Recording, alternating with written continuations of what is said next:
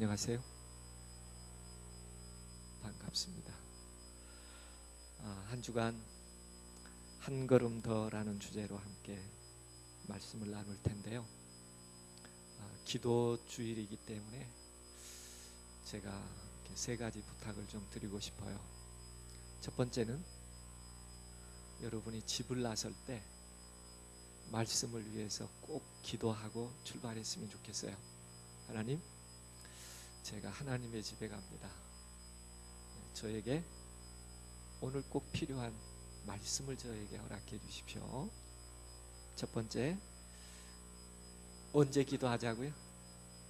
여러분이 집을 나설 때 기도해 주시면 좋겠고요. 두 번째는 여러분이 하나님의 집에 들어와서 조용히 처음 앉을 때, 하나님, 제가 왔습니다. 저를 위해서 꼭 하나님의 말씀을 들려주십시오. 이렇게 기도해 주셨으면 참 좋겠습니다. 그리고 세 번째, 제가 짧은 날들이지만 여러분에게 말씀을 전할 때 저의 이야기를 듣기보다는 하나님께서 여러분에게 개인적으로 말씀해 주시는 세미한 음성을 들을 수 있게 해달라고, 그렇게 이 세 가지 기도를 약속하면서 연합 기도 주간을 보냈으면 참 좋겠습니다. 틀림없이 우리 하나님께서 우리 한 청년의 아름다운 찬양처럼 우리를 보배롭고 존귀한 하나님의 자녀로 다시 세워주실 것이라고 믿습니다. 네, 아름다운 찬양 감사드립니다. 세 주제를 함께 좀 다루려고 준비를 했는데요. 오늘 저녁에는 불공정한 현실에서 행복할 수 있을까? 2017년 타임지는 올해의 인물로 침묵을 깬 사람들이라고 하는 특별한 부류라고 할까요? 늘 인물이었습니다. 그러나 2017년은 올해의 인물은 침묵을 깬 사람들이라고 하는 사회를 변화시킨 한 일에 대해서 특별히 기억하자고 하는 것이었죠. 시작은 뉴욕타임스의 지난 10월 약 20년 전의 아픔입니다. 영화 제작자인 하비 와인스타인에게 성추행을 당했다는 것, 20년 전의 이야기예요. 참 그때 힘들었어요. 상처가 됐고 부끄러웠어요. 그러나 나는 아직도 이 아픔을 기억하고 있다고 침묵하지 않고 말하기 시작했어요. 동조자들이 있었습니다. 그리고 한 배우는 해시태그를 통해서 미투 캠페인을 하자, 그런 사람이 있으면 나도 당했다라고 말해보자, 이게 세상을 바꿨습니다.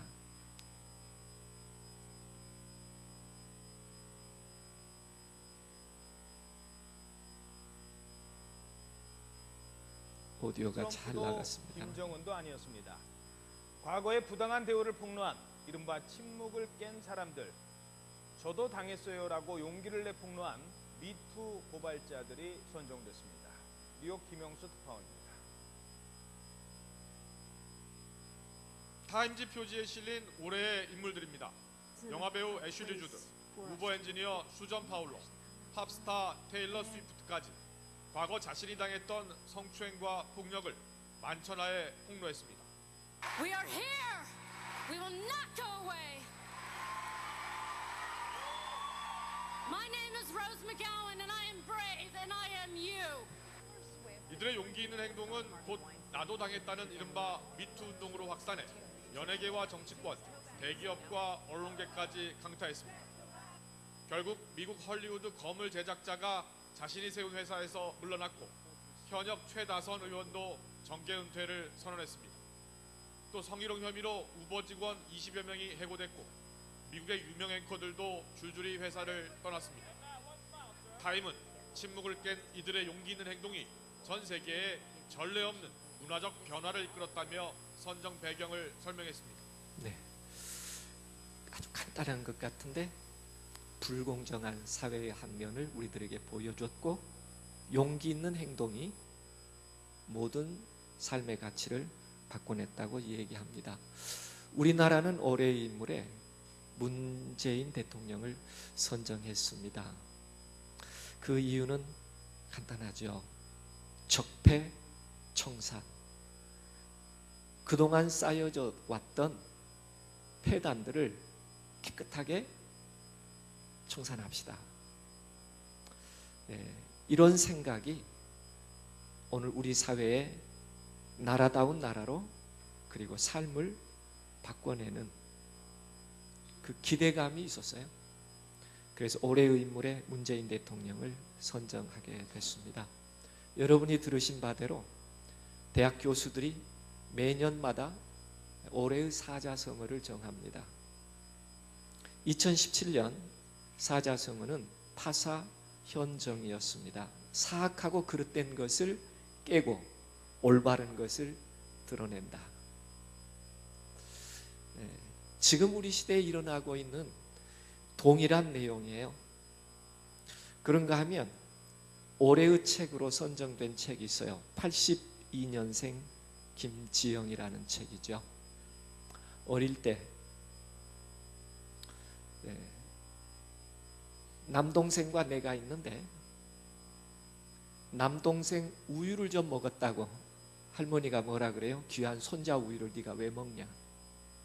나는 손녀 아니에요? 차별이 됐죠. 어릴 때부터. 초등학교에 가서 남학생 짝이 나를 괴롭혔는데 그걸 선생님에게 얘기했더니 너 좋아서 그래. 자기 아픔을 이해해 주지 않았어요. 중학교 갔는데 남학생들이 많아지니까 여중학교가 남녀공학으로 바뀝니다. 그들의 선택은 아니었죠. 대학교 갔어요. 사귀던 남자가 군대 갔는데 헤어졌습니다. 동아리에서 이런 얘기를 들어요. 누가 씹던 껌 뱉었는데 그 껌 씹겠니? 아픔이죠. 취업하기 위해서 면접하러 가는데 택시를 탔습니다. 택시 운전사가 이런 얘기하죠. 나는 원래 첫 손님으로 여자는 안 태우는데 딱 보니 면접 가는 것 같아서 오늘 태워줬다 그래요. 사회가 갖는 편견이죠. 취업을 했고요.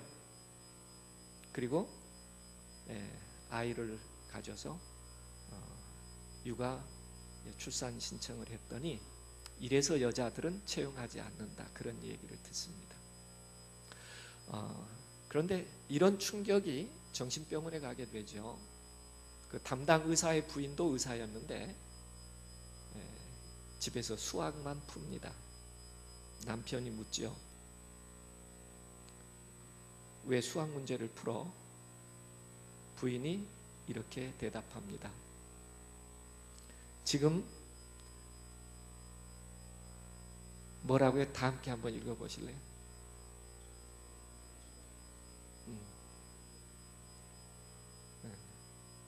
의사거든요. 여의사인데 이게 재밌대요. 그리고 내 뜻대로 하는 건 뭐밖에 없는 거예요? 수학 문제 푸는 것밖에 없어요. 이런 거는요, 책상에서 할 수 있는 게 아니라 누군가는 어떤 때 환자 피물을 뒤집어 쓰고 환자 이국정 교수의 받아가면서 얘기입니다. 자기 손으로 환자 몸 안으로 뚫고 들어가서 하는 것들을 해야 돼요. 이걸 프로시저 이런 걸 해야 돼요. 하지 않으면 오기 전에 다 죽어요. 그런데 누군가 이렇게 좋은 일을 하면 욕먹는 사회라고 얘기합니다. 가난한 사람이 더 쉽게 죽고 쉽게 다치는구나. 노동하는 그룹들이. 여기 보세요. 이 중에서 여러분들 이게 끝발 날리는 직업이 있어요, 없어요? 제 중증외상 환자분들이 있는 거에 아주 일부거든요, 일부. 예? 여러분의 결심은 뭔가요? 아, 우린 저런 직업을 가지지 말아야지. 근데 어떻게 하죠? 누구는 해야 되는데. 한국은 이것 때문에 안 돼요. 김영란법 때문에 의사들한테 청탁 같은 거 금지돼 있잖아요. 근데 왜 수백 통이 깔려 있죠, 제 핸드폰에? 한국 사회에서는 그러니까 이런 거 해가지고 다치거나 그랬을 때 전화해가지고 나 누군데 해서 누구 알지 뭐 해가지고 제대로 푸시가 들어가거나 뭔가 이게 누군가 이게 알고 그렇지 않으면 처리가 안 되고 그런다는 사회적인 불신이죠. 그런 것들이 비참한 거라고요.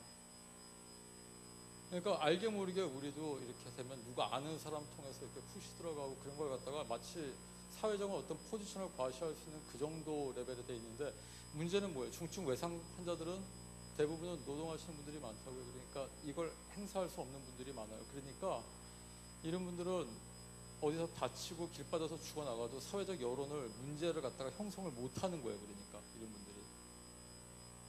네, 한국은 빽이 있어야 돼요.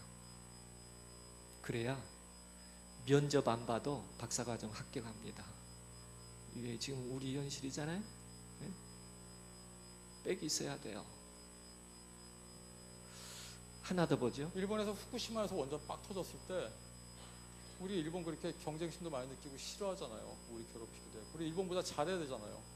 여기는 후쿠시마에서 빵 터졌을 때 일본 전역에 있는 파일럿들하고 닥터 헬리, 저 같은 외상외과 의사들이 방사능 낙진이 벌벌벌 떨어지는데 쑥대밭이 되고 아직 쓰나미가 몰아쳐서 물이 안 빠졌는데 물이 여기 그대로 있는데 헬기들 줄줄이 내려앉아 있죠. 쓰나미가 막 밀어닥치는데 이런 건 일본보다 못하면 안 되잖아요. 근데 대한민국 출동 준비해서 저희 이렇게 출동해서 날아갔거든요. 어디로 날아가는 것 같으세요? 제가 이날 어깨가 부러졌어요. 저는 사실 이해가 안 가는 게 있는데 이날 현장에서 저렇게 저는 그때 11시 반에 그 상공을 날아다니고 있었어요. 제가 배가 가라앉는 걸 제 눈으로 아무것도 못하면서 봤다고요. 배 보이세요? 배가 가라앉는데요. 헬기 타고 현장에 가서도 할 수 있는 게 없었어요. 거죠? 이게 마지막 학생들의 174명. 네. 전 이게 마지막인지 그쪽에 몰랐어요. 지원 필요하냐고 좀 물어봐가지고 확인해 주실 수 있습니까? 그쪽에 지원 필요하면 저희가 함으로 들어가겠습니다. 경계함으로. 지원이 필요하면 지금 직접 그 현장에 함으로 있어요. 가겠다고 지금 무선을 합니다. 해경합니다. 헬기들이 왜 다 앉아 예, 있을까요? 우리나라 국보급 헬기가 거기 앉아 있던 헬기가 5천억 원어치가 넘어요. 대한민국의 메인 구조 헬기들이 다 앉아 있잖아요. 저만 비행하고 있잖아요. 전 말 안 들으니까. 헬기가요 목포 선착장에 다 앉아 있어요. 그런데 누구만 그 위에 뱅뱅뱅뱅 돌고 있었어요? 이국종 교수는 말 안 들었어요. 현장으로 가야 되니까요. 우리가 불공정한 사회 어떤 의미인가? 또 나와는 어떤 관계가 있는가? 불공정한 사회에 지치다 보면 이렇게 마음을 정리하죠. 마지막 얘기입니다. 근데 갈 때까지만 간다는 생각을 해요. 근데 끝까지 보자고 그러는 게 저희 팀원들이거든요. 골치 아프게 생각하지 마시고 그냥 이게 저 헬기장인데 사진을 한번 찍고 그냥 생각을 털어버리세요 그런다고요 저한테. 왜냐하면 올해는 못할 것 같으니까. 여러분들 동료에 관한 문제지 뭐 거대 담론으로 이렇게 해가지고 저는 사실 그런 사람이 아닙니다. 제가 뭐 국가 이거 다 많이 살리고 이렇게는 없지만 지금 제가 여기 와서 여러분들하고 이렇게 있는 시간에도 저희 병원에는 자기가 자원해서 저희가 와서 3달 동안 밖에 한 번도 못 나가면서 있는 해군 장교들이 같이 근무하고 있고요. 일본 소령도 한 명 많이 그렇습니다. 가끔 이게 정신 나간 사람들이 있더라고요. 이런 좋은 사람들을 만나는 게 저바커맨, right next to you. 그런 것 같습니다. 그래서 이게 이렇게 해서 좀 더 사회가 혹시라도 발전을 하게 되면 좀 더 안전한 사회가 되지 않을까 생각도 하지만 그런 거대 담론 하기 전에 그냥 좋은 동료들을 만나셨으면 좋겠습니다. 네, 이분의 아픔을 이렇게 표현했어요. 뭐 국가를 재건하고 좋은 사회를 만들고 이런 거대 담론이 아니라 이제는 그저 좋은 동료 만나서 그 동료 보면서 내가 할 수 있는 행복을 찾고 싶다. 굉장히 좀 그 마지막 말에 아련한 아픔이 있습니다. 이상이 있는데 그 이상이 안 되니까 차라리 함께 일하는 따뜻한 동료, 의식이 같은 동료, 그들과 일하는 걸 행복으로 삼고 안 되더라도 갈 때까지는 가보겠다. 우리 사회의 한 부분을 보여주고 있죠. 오늘 저녁의 주제와 같습니다. 우리도 내가 이 사회에서 나만이 겪는 아픔은 뭘까? 그리고 하나 더 생각해 본다면 한 걸음 더 내 마음속에 내 뒤져보고 싶은 게 뭘까? 비록 이런 사회 속에서 살아가지만 내가 정말 마음으로 한 발 더 내 뒤져보고 싶은 그게 나에게 있나? 그리고 우리가 기도주의를 보내면서 하나님으로부터 분명하게 오름을 세울 수 있는 그 한마디, 이번 연합 기도 시간 동안에 하나님으로부터 다시 세울 수 있는 하나를 우리 마음으로 꼭 들을 수 있으면 참 좋겠다는 생각을 해봅니다. 오늘 본문은 마태복음 20장에 있는 본문이에요. 1절부터 6절까지는 품꾼에 대한 시장 상황을 얘기하고 있습니다. 품꾼은 하루 벌어서 하루 먹어야 되죠. 그런 이 삶이 힘들고 한계가 있는 인간의 이야기를 마태복음 20장에 예수님께서 언급하셨어요. 7절부터 11절까지는 어떻게 셈 하나, 이렇게 우리의 일상의 일을 어떻게 셈하는 것이 맞나 하는 부분을 설명하고 있고요. 그리고 12절부터 16절까지는 이 셈에서부터 오는 행복의 의미, 이 셈에서부터 예수님께서 정말 우리 젊은이들에게 말하려고 하는, 이해했으면 하는 예수님의 행복에 관한 이야기, 이게 12절부터 16절까지 있는 얘기입니다. 포도원의 품꾼들이죠. 품꾼은 내일이 보장되지 않은 사람이에요. 하루 벌어서 하루 먹어야 행복한 사람들이죠. 그런데 예수님은 여러 천국에 대한 얘기를 하실 때 꼭 못과 같다 그랬어요. 천국은 못과 같다. 그런데 오늘 본문에서 예수님께서 천국에 대해서 얘기하면서 이렇게 얘기합니다. 1절 다 함께 읽어보실까요? 천국은 마치 품꾼을 얻어 포도원에 들여보내려고 이른 아침에 나간 집주인과 같으니. 이런 분 있으면 행복하다는 거예요. 천국이란 다르게 형성되는 것이 아니라 이런 집주인과 같은 주인이 있을 때 그 주인과 함께하면 행복하다, 이런 얘기 지금 하고 계시거든요. 오늘 본문 앞뒤를 보면 앞에도 뭔가를 구합니다. 오늘 본문 뒤에도 뭔가를 구해요. 더 나은 것을 얻으려고 하죠. 오늘 본문 마찬가지죠. 그런데 뭔가를 예수님께 구했는데 예수님은 구한 것에 대한 답을 내신 것이 아니라 항상 순위를 얘기합니다. 먼저 되면 나중 되고, 나중 되면 먼저 된다. 그러잖아요. 뭔가 구해서 어떻게 하면 얻겠느냐고 얘기하면, 이렇게 하면 얻는다라고 말씀하셔야 되는데 그렇게 말씀 안 하세요. 먼저 된 자가 나중 되고, 나중 된 자가 먼저 된다. 알 듯 모를 듯 합니다. 그러면 이런 주인이 있는 곳에 행복이 있다라고 얘기했는데, 주인의 모습을 본문 가운데 보면 첫 번째 이런 주인이에요. 제 11시에도 나가보니 섰는 사람이 또 있는지라. 가로되 너희는 어찌하여 종일토록 놀고 여기 섰느냐. 가로되 우리를 품꾼으로 쓰는 이가 없습니다. 가로되 너희도 포도원에 들어가라. 여기 11시는 유대 시간이고요. 로마 시간으로 계산하면 오후 5시입니다. 제가 한번 여러분에게 질문해 볼게요. 여러분이 포도원 주인입니다. 일꾼을 불러서 포도원에 일을 시켜야 돼요. 그런데 하루 한 데나리온씩을 약속하거든요. 하루 품삯입니다. 얼마라고 정해볼까요? 여러분은 하루 일하면 얼마 정도 받으시면 행복하시겠어요?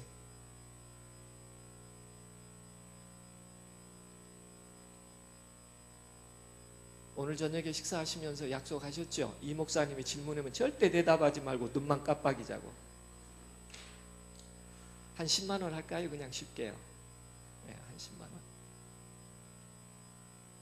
그런데 오후 5시에 일 시키고 10만 원을 지불할 주인이 있을까요? 여러분 만약에 내가 오후 5시에 품꾼 불러가지고 내 포도원에 들여보내고 내가 10만 원 준다. 그럴 사람 한번 손 들어보세요. 저밖에 없죠? 아무도 그럴 사람 없습니다. 1시간 참고 내일 품꾼 오전 6시에 부르면 얼마 주면 하루 종일 시킬 수 있어요? 10만 원 주면 하루 종일 시킬 수 있어요. 어떤 주인이 1시간 일하면서 하루 품삯 주겠어요? 그러니까 이 주인은 경제적인 사고가 있어요, 없어요? 와, 이렇게 살면 망하죠? 두 번째, 주인에 대하여 이렇게 소개하고 있습니다. 저물매 포도원 주인이 청지에게 이르되 품꾼들을 불러 나중 온 자로부터 시작하여 먼저 온 자까지 싹쓸 주라. 이게요, 성경 본문에는 글로 표현되어 있지만 상황으로 다시 이 글을 옮겨보면 이렇습니다. 만약에 아침 6시부터 불렀잖아요. 아침 6시에 오신 분 앞으로 한 발 나오세요. 그리고 청주기에게 싹 주라고 그럽니다. 얼마 주면 되죠? 봉투에 10만 원씩 담아서 줬어요. 그러면 아침 6시에 온 사람이 10만 원씩 받고 가면서 주인에게 어떤 말 할까요? 감사합니다 그러죠. 감사합니다. 그 다음 9시 온 사람 앞으로 오세요. 몇 명이 또 나왔어요? 청직에게 싹쓸 주라고 그래요. 받아보니까 얼마 받았어요? 10만 원이요. 그러면 이분들의 반응은 어떨까요? 아이고 감사하죠. 아이고 감사. 뭐 가면서 막 주인에게 꺼벅꺼벅 인사하고 가실 거예요. 손가락을 이렇게 치켜 올리면서. 그런데 12시에 오신 분 앞으로 나오세요. 이랬어요. 이제 이분들은 마음에 얼마 받아야지 딱 합당하죠? 5만 원 받아야 딱 합당해요. 그런데 봉투를 받았는데 가면서 보니까 얼마예요? 10만 원이에요. 그럼 이 주인에게 대하여 어떤 생각을 할까요? 참 고약한 사람이라고 할까요? 진짜 좋은 사람이라고 그럴까요? 이렇게 해야 합니다. 이렇게. 먼저 온 사람부터 주면 늦게 오고 늦게 오후 3시에 온 사람은 더 감사하겠죠. 그런데 이 주인은 어떻게 했어요? 성경 본문에 보니까 제일로 늦게 온 사람부터 주라 그래요? 그러니까 제일로 늦게 온 사람 성경 본문에 보니까 몇 시에 왔어요? 오후 5시에 왔어요. 얼마 주면 되겠어요? 여러분 같으면 한 10,000원 주면 되겠어요, 그죠? 10,000원 정도 주면 되겠어요. 뭐 불평 없죠. 차비라도 얻었으니까. 그런데 받아보니까 얼마 준 거예요? 10만 원 준 거예요. 아, 이분이 그냥 봉투가 너무 무거우니까 아무래도 나는 한 10,000원이나 2만 원 정도면 딱인데 이게 너무 무거워. 그렇게 뽑아보니까 그 안에 뭐가 들었어요? 10만 원. 그러니까 옆에 있는 사람들이 봤지요, 그죠? 와, 1시간 일했는데 얼마 준 거예요? 10만 원 준 거예요. 그러면 머리가 아주 복잡해질 겁니다. 그 앞에 있는 분들이. 나는 적어도 언제부터 왔으니까? 아침 6시부터 왔으니까 나는 적어도 10만 원에 플러스 알파는 있겠지. 이런 기대감이 순간 행복하게 마음속에 막 충돌하는 거예요. 그런데 오후 3시에 온 사람도 얼마 줬어요? 10만 원 줬어요. 이때까지는 좀 괜찮아요. 몇 시간 차이에? 네, 오후 3시, 오후 5시, 약 2시간. 그런데 그 다음 사람부터 문제가 됩니다. 12시에 온 사람, 나는 반만 받아야 되는데 그래도 1시간 일한 사람 또 어떻게 했어요? 난 더 많이 일했단 말이죠. 오전 9시에 온 사람 딱 받아보니까 10만 원이에요. 기분 나쁘겠어요? 기분 좋겠어요? 와, 기분 나쁘죠. 1시간 일해도 10만 원 줬잖아요. 머리 돌 사람은 누구예요? 머리 돌 사람. 아침 6시에 온 사람. 이런 주인은요, 시의원도 못 나가요. 찍어주겠어요? 안 찍어주겠어요? 시의원도 못 나가요. 뭔가 정리된 사람이 아니에요. 그러죠? 삶을 조금만 지혜롭게 생각하면 먼저 온 사람부터 줘서 보내면서 인기 관리해야 된다고요. 그런데 이 주인은 어떻게 했어요? 욕먹을 작정을 했나? 삶에 지혜가 없나? 세 번째, 이런 주인이 있어야 천국이 있다라고 말하니까 성경 본문에서 말하는 주인의 모습을 살펴봐야 되는데 14절에 이 주인은 이렇게 얘기합니다. 내 것이나 가지고 가라. 나중은 이 사람에게 너와 같이 주는 것이 내 뜻이니라. 이 무슨 말이에요? 성경 표현은 이러지만 5시에 오고 3시에 온 사람은 감사했을 수 있지만 12시에 온 사람부터는 다 입이 오린 만큼 나온 거예요. 그러면서 주인에게 우리는 하루 종일 일했는데 왜 이게 한 데나리온이냐고 이렇게 항의를 하자 주인이 뭐라고 얘기해요? 너 네 것이나 가지고 가라. 내가 내 맘대로 했는데 네가 왜 나에게 10이냐 이렇게 얘기해요. 아주 폭력성입니다. 아주 권위적이에요. 아주 매정합니다. 아무리 자기가 부자라고 자기 마음대로 하면 돼요, 안 돼요? 아주 더 쉽게 말하면 무슨 말이에요? 내가 내 것 갖고 내 마음대로 하는데 네가 왜 불만이야? 이 말과 같죠. 품성 좋은 사람이게요, 품성 나쁜 사람이게요? 내 거 가지고 내 마음대로 하는데 왜 10이냐는 거예요. 네 것이나 가지고 가지. 이런 주인은 좋은 주인일까요? 참 대하기 어려운 주인일까요? 성경 본문에 나오는 주인의 모습을 뜯어보면 뭔가 좀 이런 주인하고 살면 행복할 것 같아요. 싸울 일 많을 것 같아요. 와, 그런데 예수님은 이런 주인이 있는 곳에 행복이 있다고 말해요. 이런 주인이 있는 곳에 천국이 있다고 말해요. 그래서 우리가 한 걸음 더 가까이 예수님께서 이렇게 비유하신 이야기를 되돌려 볼 필요가 있어요. 되돌려 볼 필요. 첫 번째, 이 주인의 모습은 뭐였어요? 오후 5시에 품꾼을 들려보내면서 한 데나리온 상당하게 주리라 하는 말. 그래서 한번 생각해 봐요. 정말 이분은 어떤 분일까? 그러나 우리가 포도원의 주인의 마음으로 되돌아가 보면 금방 답을 얻을 수가 있습니다. 하루 벌어서 하루 먹어야 되는 품꾼에게는 그날 일을 얻는 것이 얼마나 중요한지 몰라요. 아내가 아파요. 아이들의 교육비를 벌어야 돼요. 내일을 위하여 뭔가라도 예비해야 돼요. 그런데 나를 써주지 않아요. 나에게도 장애가 있을 수 있어요. 그러지만 품꾼 중에 가장 절망적인 시간이 언제일까요? 오전 9시일까요? 정오일까요? 오후 3시일까요? 언제가 품꾼에게는 가장 절망적인 시간일까요? 언제가? 오후 5시. 더 이상 나에게는 일을 얻을 수 있는 기회가 없는 거예요. 이제는 빈손으로 집을 향해 가야 될 시간이에요. 그런데 이 주인은 그를 불러서 포도원에 들여보냈다고. 오늘 본문에 보면 장터에 놀고 있었어요. 장터란 어떤 곳일까요? 장터란 작은 부담이 있는 곳이죠. 장터에서 한 푼이라도 벌려면 거짓말을 좀 해야 됩니다. 아, 이렇게 팔면 밑간다. 거짓말도 해야 돼.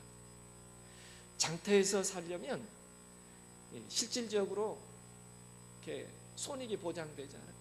여러분 가끔 과일 가게 보면 바나나 약간 안 팔려가지고 밤색 점이 찍힌 거 보시면 어떤 생각 드시나요? 아이고, 이분 하루만 지나면 못 팔 텐데. 언제나 이익이 보장되는 건 아니에요. 여러분 아침 일찍 마음 먹고 길목 좋은 곳에 좌판 깔았어요. 그런데 늦게 오신 분이 여기 내 자리라고 발로 걷어차면 갖고 나가야 돼요? 기온이 싸워가지고 길목 좋은데 내가 차지하고 장사해야 돼요? 먹고 살려면 언제든지 다툼이 있는 곳이죠. 그런데 이런 세상에서 오늘 성경 본문은 포도원이라고 하는 곳으로 옮겨갑니다. 내게 상당하게 주리라. 포도원. 거짓말할 필요 있어요, 없어요? 뭐만 넘어가면 됩니까? 해만 넘어가면 돼요. 그 포도원의 일꾼으로 가가지고 막 싸울 일이 없어요. 그저 해만 넘어가면 하루가 보장되는 거거든요.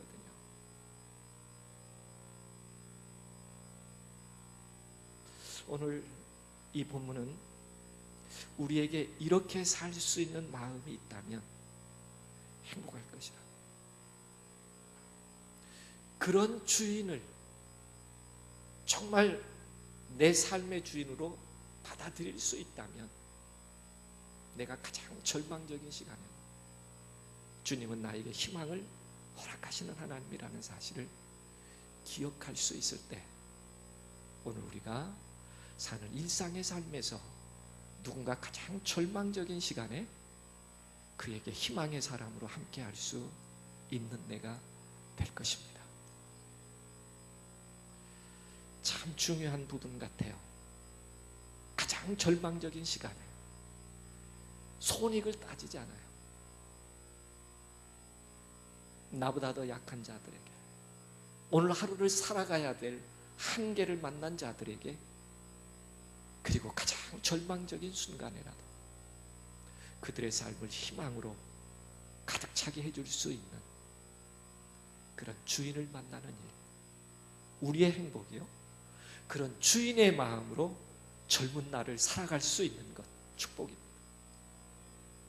오늘 이곳에 있는 우리 젊은 청년들의 마음속에 이 일을 위하여 기도할 수 있으면 참 좋겠습니다. 하나님, 나도 이 주인처럼 손익에 예민하지 아니하고 누군가의 행복을 위하여 나의 소중한 것도 결정할 수 있는 자가 되게 해 주십시오.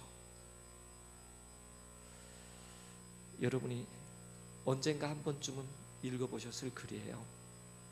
다시 한번 읽어보겠습니다. 자전거 경매장에서 있었던 일이죠. 그날따라 많은 사람들이 경매에 왔습니다. 좋은 자전거를 구하기 위한 것이죠. 그런데 그 앞자리에 소년 하나가 앉아 있었고요. 손에는 5달러짜리 지폐 한 장을 들고 있었습니다. 아침 일찍 왔어요. 그리고 초조한 마음으로 기다립니다. 경매가 시작이 돼서 한 자전거가 올라왔어요. 볼 것도 없어요. 손을 번쩍 들면서 5달러요 하고 외쳤습니다. 그런데 누군가가 옆에서 20달러요. 자전거는 20달러를 부른 사람에게 낙찰됩니다. 두 번째, 세 번째, 네 번째도 마찬가지였습니다. 5달러로는 어림도 없었어요.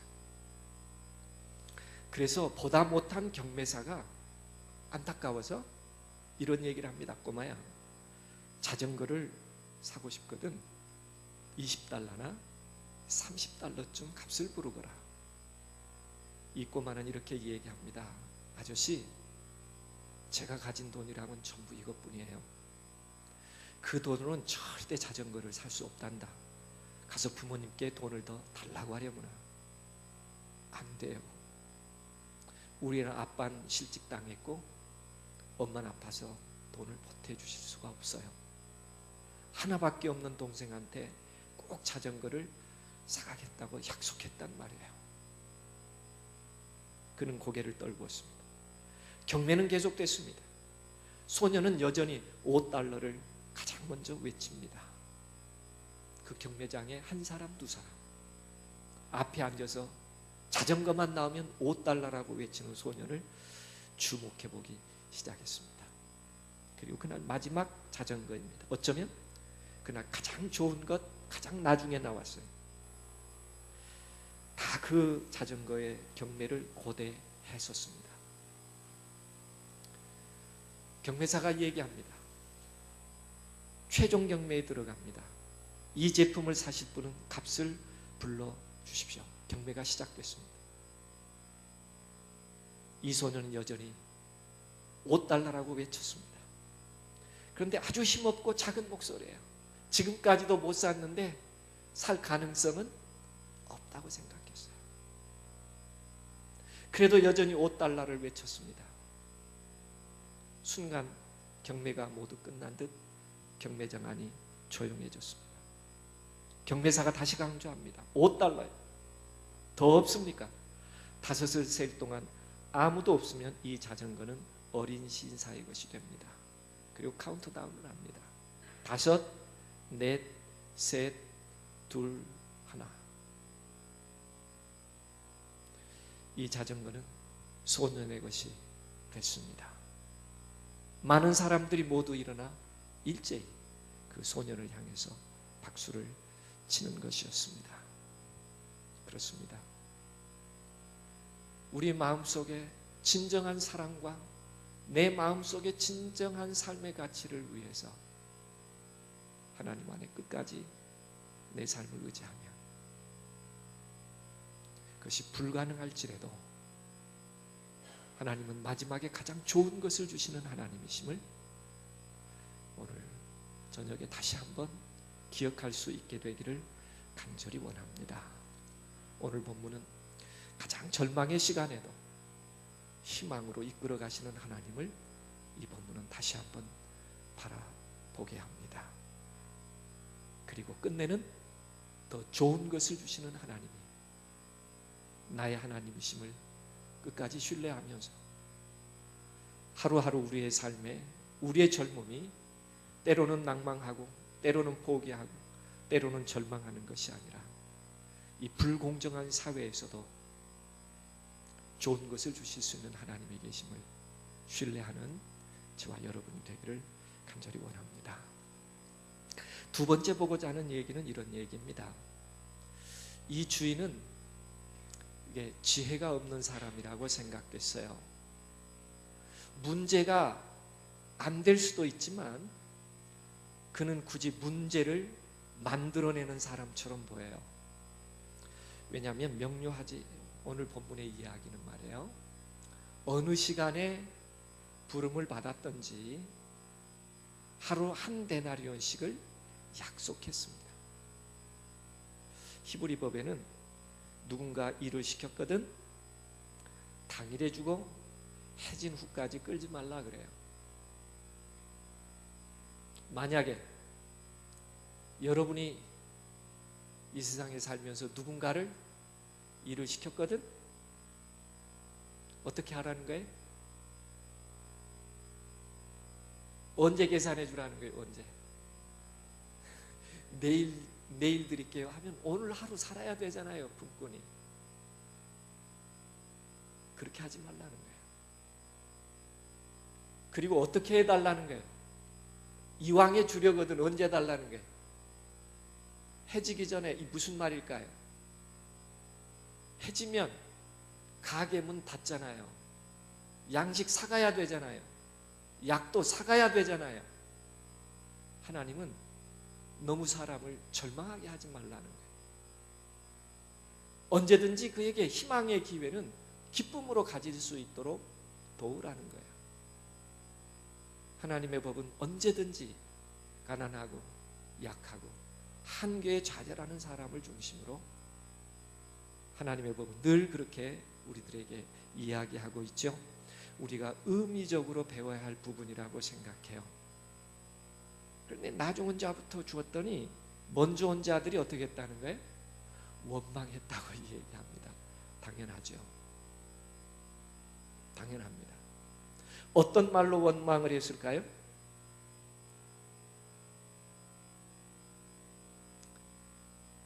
한 시간 일한 사람하고 나는 종일 수고를 했는데 어떻게 같이 취급하냐는 거예요.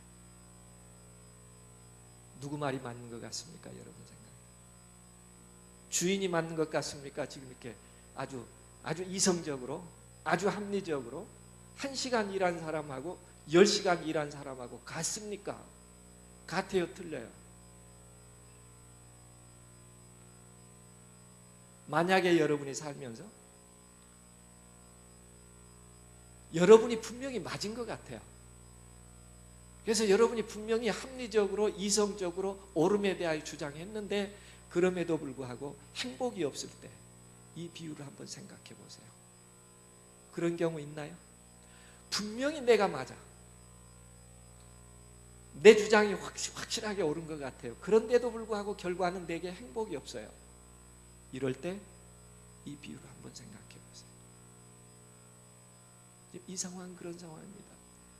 이 품꾼들의 말이 틀린 게 아니에요. 어떻게 1시간 일한 사람하고 나 10시간 일한 사람하고 같이 취급했냐는 거죠.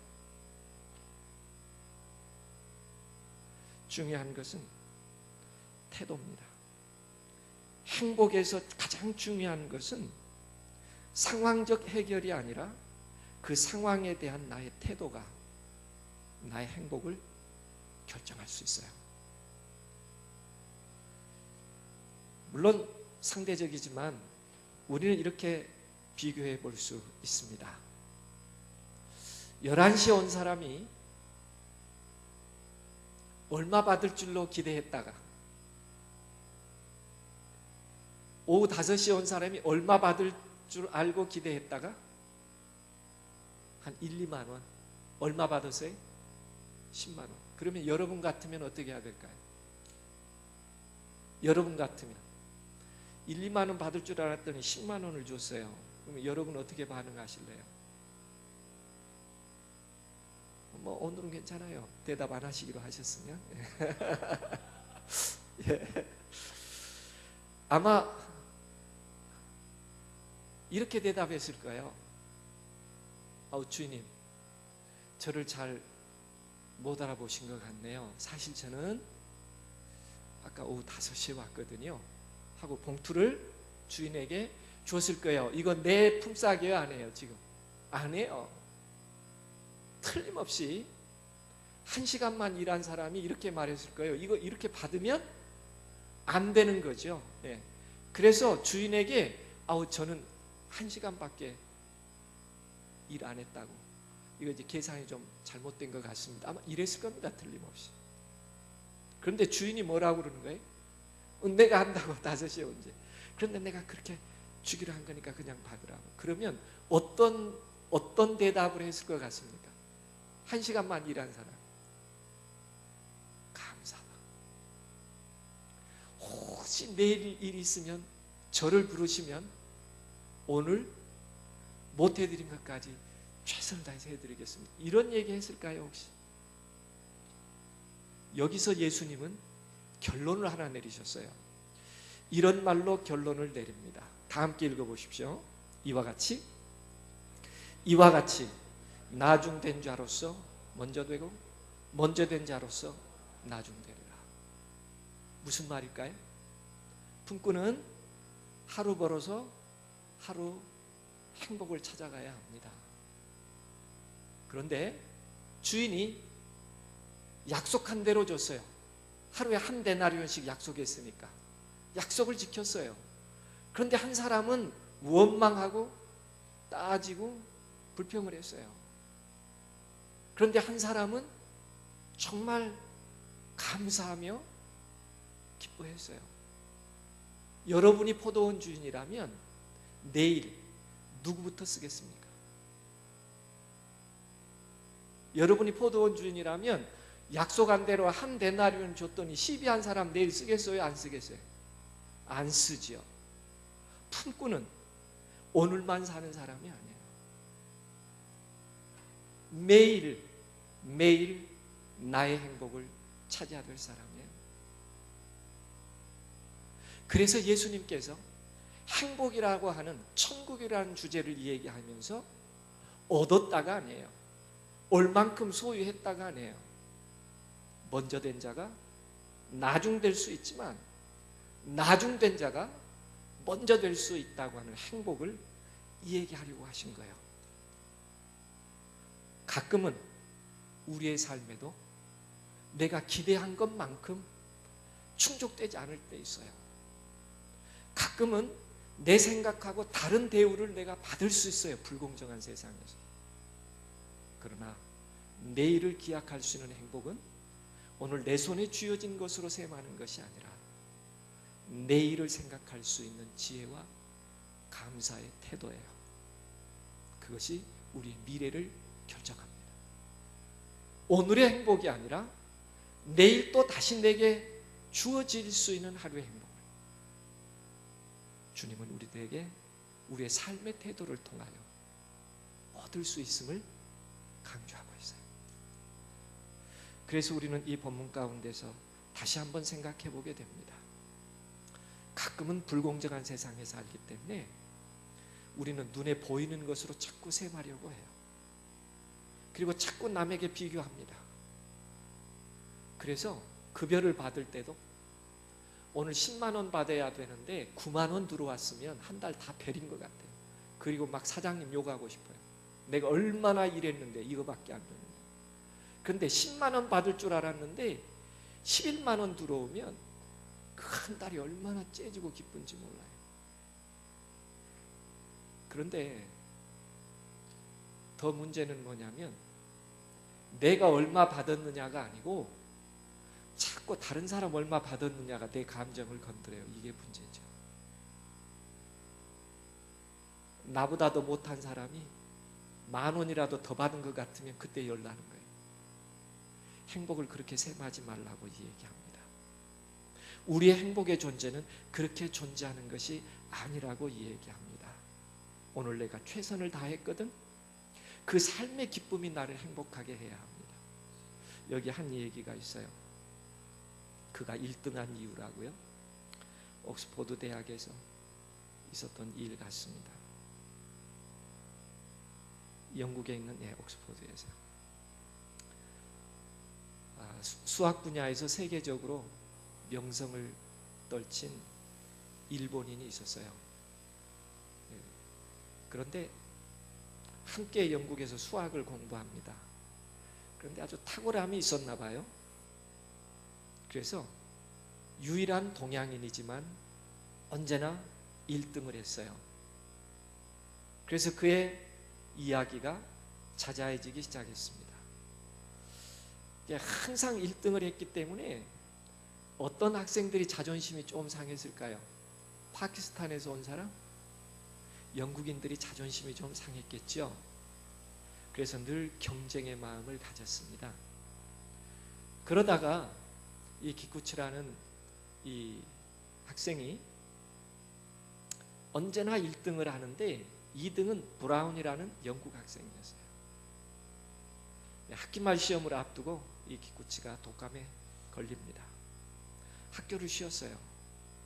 그러자 영국 학생들이 브라운에게 네가 이번에는 1등을 해서 자존심을 세워야 되지 않겠느냐. 그리고 정말 시험날이 다가왔는데 기말 시험을 기쿠치는 헬쓱해진 얼굴로 학교에 나와서 시험을 쳤습니다. 이번에는 1등을 누가 했을 것 같습니까?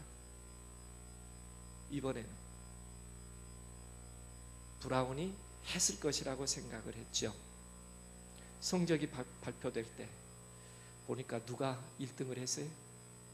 기쿠치가 여전히 1등을 했어요. 철석 같은 믿음이 깨진 것입니다.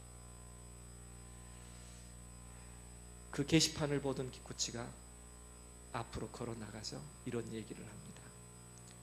내가 병석에 있으면서도 수석을 할 수 있었던 것은 모두 브라운 덕분입니다.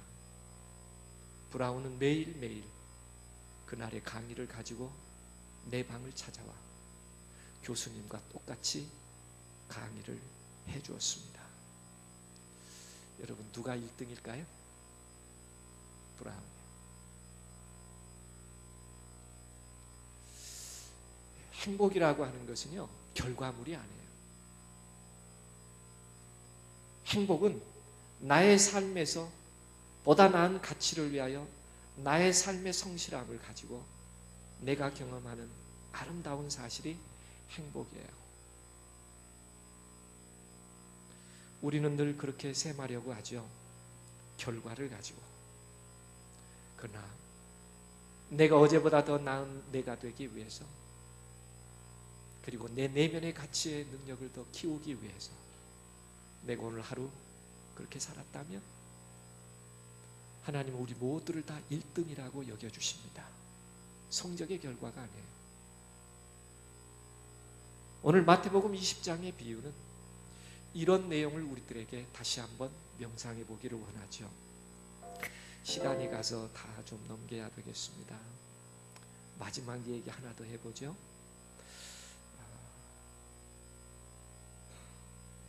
마지막 얘기예요. 이 주인 좀 고약한 사람이죠. 내 것 가지고 내 마음대로 하는데 왜 시비했냐고요. 원망하는 사람의 원망도 일리 있어요. 그러나 중요한 것은 뭐냐면 한 데나리온의 약속이었죠. 그리고 주인은 부언해서 설명합니다. 내가 선함으로 내가 날 악하게 보느냐? 이 주인은 적어도 뭘 추구하며 살았다는 거예요? 선을 추구하며 살았다는 거죠. 다시 말하면 품꾼의 행복의 조건이 뭐냐면 9시에 온 사람도 하루가 행복해야 되나요? 12시에 온 사람도 하루가 행복하면 좋을까요? 오후 3시에 온 사람도 하루 행복하면 좋을까요? 주인의 마음은 모든 품꾼에게 그날 하루를 행복하게 해주고 싶었어요. 일한 양만큼 주려고 하지 않았습니다. 만약에 먼저 왔던 종이 이렇게 말할 수 있었다면 주인님이 우리 마을에 계셔서 너무너무 행복합니다. 사실 저 친구 5시에 온 친구 제 옆집에 살고 있었죠. 저보다 건강하지 못해서 언제나 인력시장에서 저보다 늦게 팔리죠. 오늘은 그래서 사실 일하면서도 나는 저 친구 걱정했습니다. 오늘 일을 얻었을까? 그런데 오후 5시에 오는 걸 보면서 기뻤습니다. 그리고 너무 주인님께 감사했습니다. 그 순간 저 친구 오늘 일당 못 받을 텐데 내 일당의 반이라도 떼어서 줄까 하는 생각도 해보았습니다. 그러나 나도 오늘 하루를 살아가려면 한 달란트가 필요했기에 그에게 다가가서 따뜻한 인사말도 못했지만 주인님 마지막으로 1시간만 일했어도 그의 삶의 하루를 행복하게 정해주신 이 일로 인해서 너무너무 감사합니다. 만약에 원망과 불만 대신에 이 품꾼이 주인에게 그렇게 말할 수 있었다면 본인 행복했을까요? 1시간만 일해도 과도하게 받은 그가 미안해 어쩔 줄 모를 때 그의 마음도 위로가 됐을까요? 그날 돈을 준 청지기도 기뻤을까요? 그렇게 말하는 그 품꾼을 보면서 주인의 마음도 기뻤을까요? 내일 누구부터 부르겠어요? 여러분이 주인이라면 오늘 우리가 그렇게 살아가기를 예수님의 본문 가운데서 우리들에게 이야기해 주고 있습니다. 2018년 우리가 이 주인의 마음처럼 그렇게 살아갈 수 있을까요? 기도하겠습니다. 은혜롭고 자비하신 아버지, 저에게 특별한 기도의 시간들 주셔서 감사합니다. 저희가 행복을 셈할 때 먼저 주님의 음성을 듣게 하여 주시옵소서. 결과를 비교하면서 행복을 찾기보다 내 내면의 가치를 성숙해가는 매일의 삶이 진정한 행복이 되게 해주시기를 간절히 기도합니다. 오늘도 연약하며 한계와 좌절 가운데 있는 자들을 위로할 수 있는 행복이 저희들에게 있기를 간절히 원합니다. 우리의 사랑이 더 넓어지며 진실해질 수 있도록, 그리고 누군가가 행복하기에 더불어 행복할 수 있는 저희가 되도록 이 한 해 저희 마음의 기도를 들으시고 응답하여 주시옵소서. 예수님의 이름으로 기도합니다. 아멘. 네, 목사님 말씀 정말 감사합니다. 저는 이번 2018년 남양주 지역 재림 청년 연합 기도주일 순서를 통해서 총 진행을 맡은 장현교회를 출석하고 있는 하성복 전도사입니다. 제가 목사님 오늘 말씀을 들으면서 딱 2가지 느꼈던 사실은, 만약에 그 천국의 비유가 품꾼의 비유가 되고 그 주인이 예수님이시라면 그 예수님께서 시간의 품꾼이 온 시간에 관계없이 같은 품삯을 줬다면 그 주인에게는 가장 중요한 것은 그들이 주인에게 품꾼을 받으러 왔다라는 그 사실 한 가지 아니었을까. 그리고 예수님께는 그것 한 가지 외에는 중요한 게 없지 않으셨을까.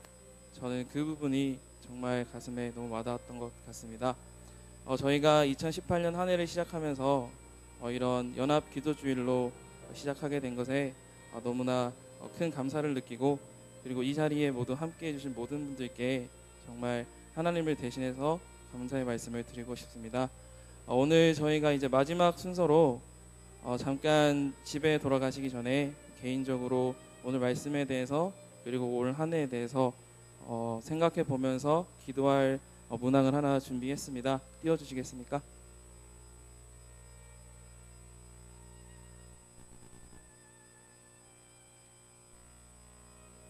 네, 2018년 한 해에 이것은 제가 매일매일 저의 마음속에 기도하는 기도 제목이기도 하고, 그리고 제가 장현교회에서 학생반과 청년반을 통해서 매년 나누는 주제이기도 합니다.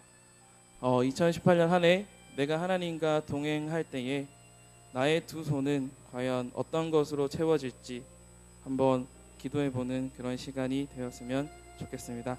음악이 끝나는 시간까지 잠깐 기도하고 제가 마치는 기도를 하고 오늘의 모든 순서를 마무리하도록 하겠습니다.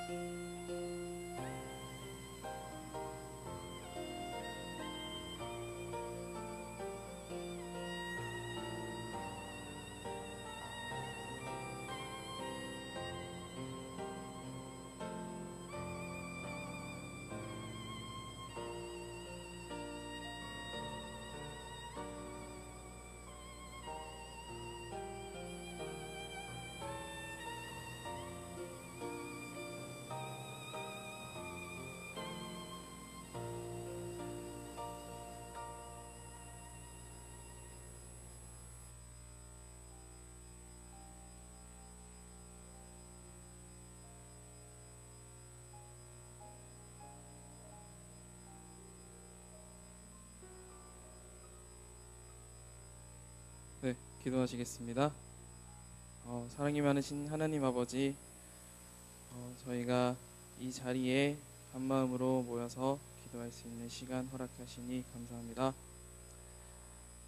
저희 중 어떤 사람은 어떠한 고민을 가지고 있을 것이고 다른 사람은 또 다른 고민으로 하루하루를 살아가고 있을 것입니다. 포도원에 찾아온 품꾼들처럼 그들의 마음을 가장 잘 이해하셨던 것처럼 저희가 어떠한 고민을 가지고 살아가던, 그리고 어떠한 고민을 예수님께 고백하던 그 기도를 항상 들어주시고 저희의 앞날을 밝혀주시기를 소망합니다. 사랑 많으신 예수님의 이름으로 기도합니다.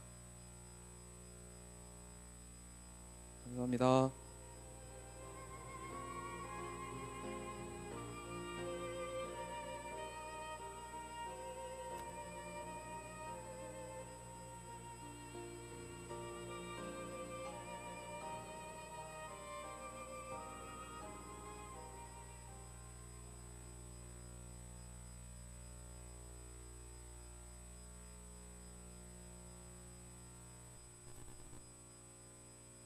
저희 광고할 사항이 한 가지 있습니다. 그 받으신 그 주보에 보게 되면은 저희가 이제 설문 문항이 세 문항이 있는데요. 그거 절반 찢어 주셔서 그 오늘하고 내일 그리고 내일 모레 참석하셨을 때 받았던 느낌들이나 추가적으로 저희가 이번 기도주일이 이번 한 해를 통해서 1회로 끝나지 않을 수 있도록 여러분들께서 그 설문조사에 참여해 주신다면은 저희가 앞으로 많은 활동을 할 때에 많이 도움이 될 것 같으니까 절반 찢어서 그 문항만 저희에게 주시고 나가시면서 저희 청년 회장님께 주고 가시면 될 것 같습니다. 네, 감사합니다.